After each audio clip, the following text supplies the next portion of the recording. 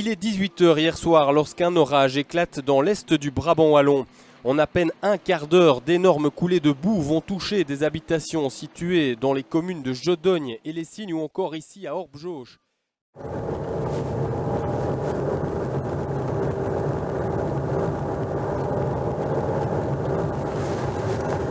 Voilà, on va à Orpjauge, qui est une commune sur laquelle il y a d'importants problèmes de coulées de boue. Ils nous ont appelés pour trouver des solutions au niveau des champs, parce qu'ils sont en plus en remembrement agricole. Donc on s'y rend parce qu'il n'y a qu'une seule chose de vrai là-dedans, c'est d'aller voir sur le terrain.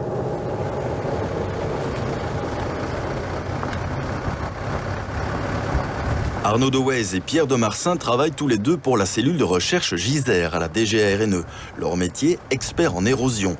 Ils conseillent gratuitement les communes et les agriculteurs pour analyser et prévenir ce phénomène caractéristique des grandes surfaces cultivables où l'eau ne rencontre plus d'obstacles naturels pour la freiner. Il y a quand même tout ce problème de coulée qui part de là, si je me souviens bien.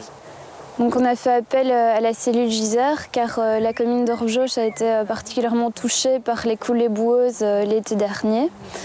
Il y a eu des coulées boueuses un peu partout au sein de la commune et ça a engendré beaucoup de dégâts en aval des versants. Donc pour ne plus que ça arrive, il fallait absolument agir rapidement.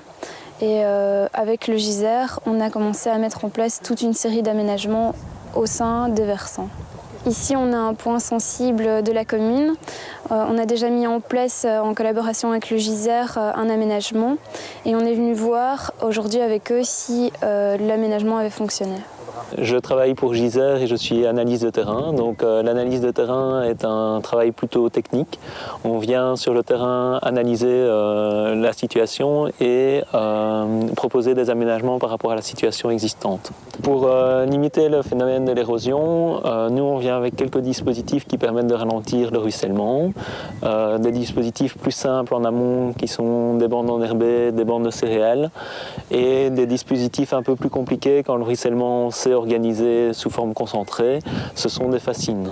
Donc ces dispositifs-là ont pour but de filtrer l'eau et donc de servir comme un filtre à café dans un percolateur. Les autres aménagements sont des aménagements pour mieux conduire l'eau, donc ça sera des fossés, des systèmes fossés talus ou des fossés à retens de manière au fait à temporiser l'eau pour qu'elle n'arrive pas trop vite en aval.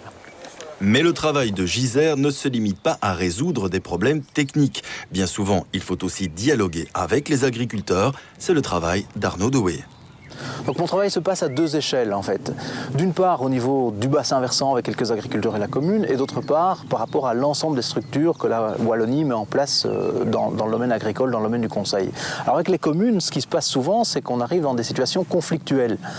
Parce que les coulées de boue, évidemment, créent des tensions énormes, des pressions énormes sur les communes, qui se répercutent sur les agriculteurs. Mais aussi, les agriculteurs, eux, subissent parfois des préjudices peu connus ou mal mesurés par les communes du fait de l'installation d'un fossé à gauche ou du manque de curage d'un fossé. Donc, le premier travail, vraiment, c'est de réinstaller un dialogue. Que chacun comprenne quel est le métier de l'autre, quelles sont les contraintes de l'autre. Et enfin, dans un deuxième temps, arriver au niveau des solutions pour l'érosion. En outre, ce qu'on doit absolument intégrer chez Giser, c'est le fait qu'il y a plein d'associations de conseils agricoles qui existent en Wallonie et qui font un boulot sur le terrain, qui ont déjà des contacts avec les agriculteurs. Donc nous, on vient apporter la petite compétence érosion en plus et on intègre vraiment nos dispositifs dans ce qui se fait. Par exemple, les mesures agro-environnementales ou par exemple ce que peut faire un contrat rivière dans la gestion de sa rivière dans son bassin versant.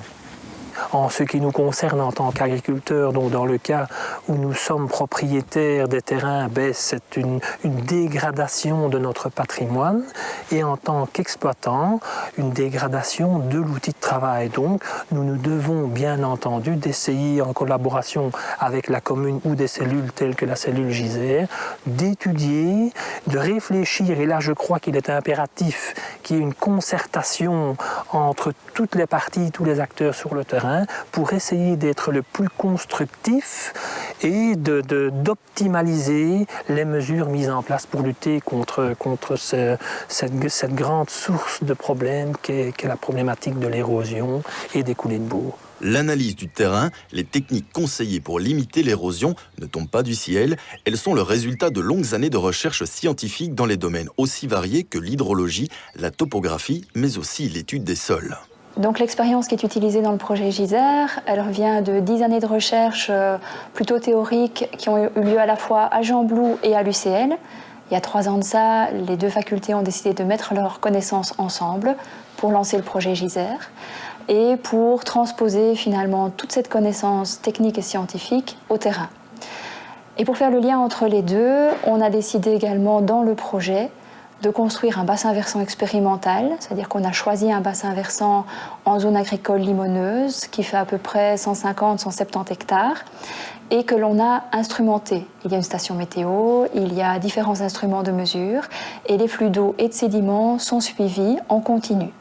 Ça va nous permettre de valider nos modèles, de valider nos cartes et de tester en vraie grandeur, en grandeur réelle, toutes les recommandations que les experts de terrain peuvent proposer aux agriculteurs.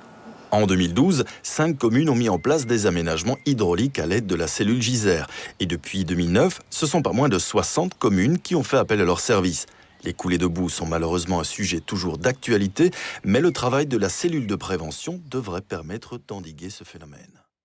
Pour clôturer cet exposé, je vous propose une visite d'un site inondé. Voici les maisons qui étaient reprises dans la vidéo en début de présentation, avec la vue d'hélicoptère du site inondé, quelques heures après l'inondation.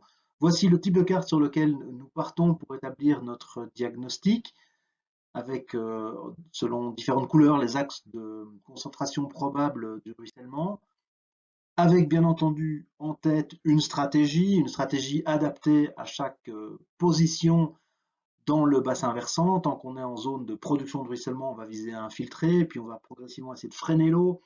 Et enfin, proche de la zone de dégâts, il ne nous restera plus qu'à essayer de la conduire et reprendre la maîtrise du trajet de l'eau.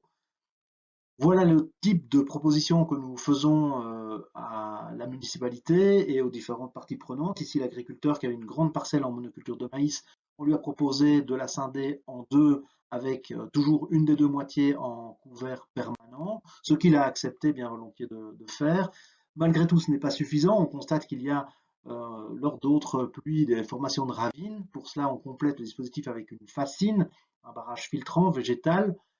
Et puis à l'aval, au niveau du lotissement, au niveau des maisons, la municipalité installe des ouvrages de collecte dignes de ce nom plutôt que des traditionnels filets d'eau qui sont vite saturés. Alors, c'est très rapide, mais voilà, en chiffres, ce que nous faisons, nous travaillons avec une commune sur 2 en Wallonie, même un peu plus. On a utilisé 920 bassins versants jusqu'ici pour une superficie de plus de 35 000 hectares et nous complétons cette approche purement en réparation par une approche préventive, notamment par la remise d'avis sur des projets d'urbanisme qui se situent à proximité des axes de concentration du ruissellement. Mais pour ça, nous avons un poster spécifique lors de ce colloque. Je vous invite à aller le consulter. Et je vous dis un tout grand merci pour votre attention. S'il vous plaît, contactez-nous pour des échanges de pratiques, pour des échanges d'expériences à notre adresse email erosion@spw.wallonie.be. C'est tout l'intérêt de ce genre de colloque. Je vous dis à bientôt et merci.